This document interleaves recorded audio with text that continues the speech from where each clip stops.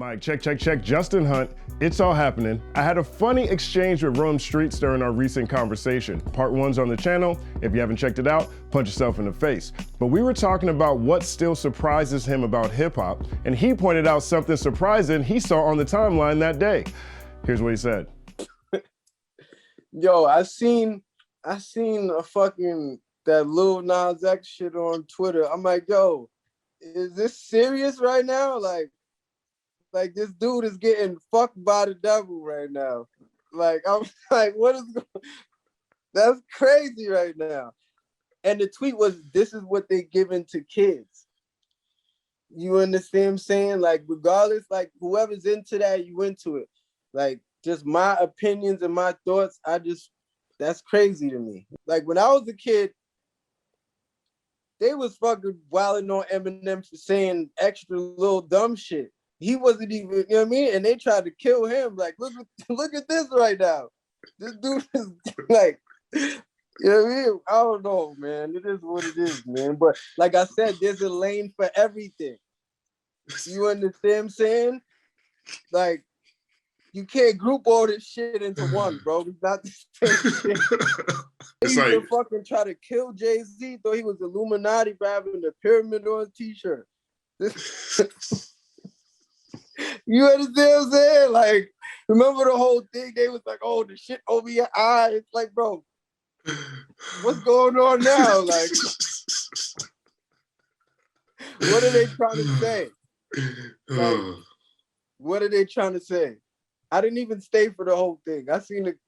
That shit was just on the scroll. I'm like, yo, what is this? I think Rome speaks for all of us when we saw Lil Nas X's devilish lap dance. Maybe I'm wrong. But away from that, Rome is in the zone right now. His project with DJ Muggs, Death and the Magician is one of my favorite listens of 2021. If you haven't heard Death and the Magician, punch yourself in the face. Here's a clip from Stone Cold Soul. Been the dawn since niggas called purple weed Barney. You know, load of fashion. Roam the stone cold soul assassin. Cut the grass to view the cobra passion. Kill his ass with no compassion. The boldest action. I control the globe, I hold it laughing. Fully tapped and I don't know distractions. You can't decode the flow, I came to overdose this. Despite the package, jury party, I'll invite the ratchet. The book your ass with. Prescribed the homicide, now I'm coming to clap shit. Love that part. That's the hook. Now, the album Death and the Magician plays off of tarot cards. In tarot cards, the death card signifies rebirth. And from Rome's perspective, the opportunity to craft an album with a legend like DJ Muggs is the start of something new. DJ Muggs is a legend. So it's like, yo, it's a big transition. It's old to the new. Whether if motherfuckers wasn't taking my music serious before, you taking shit now because look what I'm doing. You get what I'm saying? If niggas wasn't listening before, if I felt like, yo, I wasn't on a level, or look what I'm doing now. You get what I'm saying? I used to listen to DJ Muggs. Like, yo, it's crazy. The first time I heard the Cypress Hill song was in the movie Juice. When I was a kid, me and my cousin used to watch that shit all the time. And just that song, the beat was just crazy. You know what I'm saying? We used to reenact that fucking part where he was in the elevator. Like, that's funny. You understand what I'm saying? Like, so it's like, yo, from just having that in my childhood to now doing an album with this right now, you know what I'm saying? Soul Assassin, just like the end of something and the start of something new.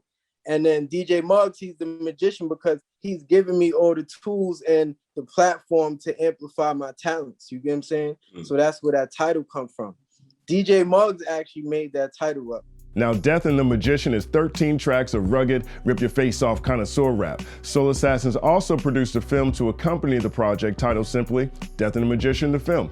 It's a 24-minute visual that takes clips from the songs on the project and layers them over scenes of blaxploitation films and 70s crime dramas. It opens with Rome waxing dramatic on how the world's changed post-COVID, then leads into prayers over packages. Here's a clip. Hey yo, what get you killed faster? Too much love, trust, and truth. What's the difference between Malcolm Martin and Huey New? Sometimes a nigga downfall is who we knew.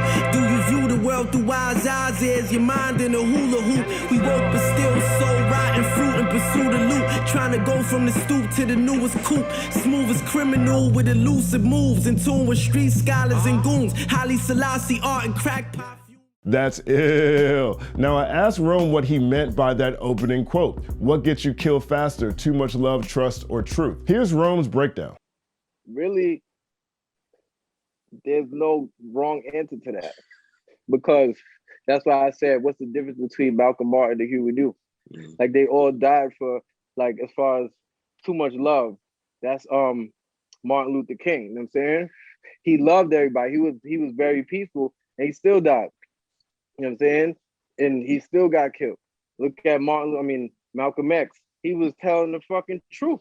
You understand what I'm saying? He was telling the truth. And then it was like Huey P., he died trying to stop a drug deal. So it was like just too much trust. Like, it was just like, you understand what I'm saying? Niggas fucked with him, but they still killed him. He was for black people and he still fucking died. You understand what I'm saying? By the hands of a black person. You get what I'm saying? So it's like, there's no right or wrong answer to that shit. It was just some shit that I thought of. Like, you know what? Because it's like, yo, too much trust could get you killed. Too much love could get you killed. Telling the truth could get you killed. And it's examples of all of that in history. Rome's not wrong about that. That's actually one of the things that keeps this project in rotation for me. I mean, DJ Muggs' production is gripping on its own, but Rome consistently delivers bars that linger long after last listen. That's always something that draws me to an MC. But for clarification, Romed Streetz isn't a new artist. He's from Bed Stuy and Elmont and a number of other places along the Brooklyn-Queens border. He started rhyming when he was young, building his skills between the East Coast and the UK, stacking his reps all along the way. That's where his name comes from. He's Romed Streetz all over the world. In 2012, he released Vagabond, his first mixtape, and he stayed consistent ever since. Ambrosia for Heads covered him multiple times, pointing out how he's an affiliate of Smith & Wesson's Tech and how he's one of the MCs buzzing in the current Big Apple underground, and how over the years he's put in work with the likes of Snow Goons, Agala, 38 Spesh. In 2019, he released several projects, including Head Crack with producer Future Wave and the third installment of his Noise Candy series, The Overdose. We talk about all those in our conversation, so don't misconstrue. Son got product. I call my brother Son because he shine like one. Ace of Swords is another joint I love off Death and the Magician. Here's a clip. Hey yo, seen a gram of dope, turn a ball of the Earl man to go. Streetily, you poison with no antidote. Put me in a group with you niggas, bet I come out with a Sherlin coat. All you niggas sleep chic, my aim's to flood the world with smoke. High quality, specialize in fly narcotic policy. Swear my life is like the Odyssey. Swear my life is like the Odyssey. It's all happening. We talk about that Earl Manigault bar too, arguably the greatest basketball player to never make it to the NBA. There was an HBO movie starring Don Cheadle that became a lesson for all would-be ballers all over the world. Rome. Yeah, real shit. As far as like, I know people who were good in sports. Like, put like this, that area, Elmont, that's a lot of people that lived in that area, they died of a drug overdose. Like, I know so many people who were like in high school or fucking college, they were top athlete and shit, and now they on drugs, and then, oh shit, they died. You understand what I'm saying?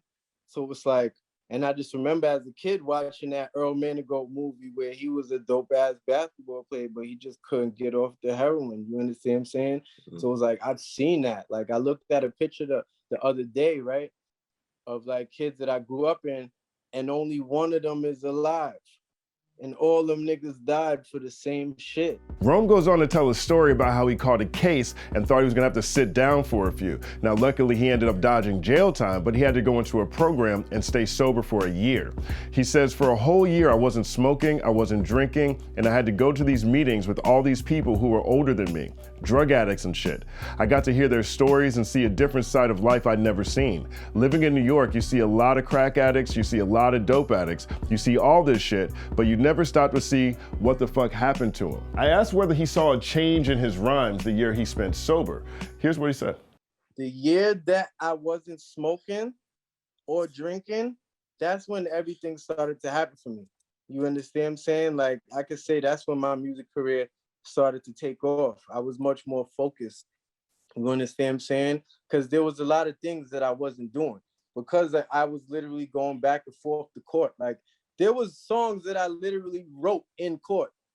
You understand what I'm saying? Like, real shit. Like, during that whole period from from Street Pharmacy, Noise Candy 1, Noise Candy 2, all them features and shit, I wasn't smoking.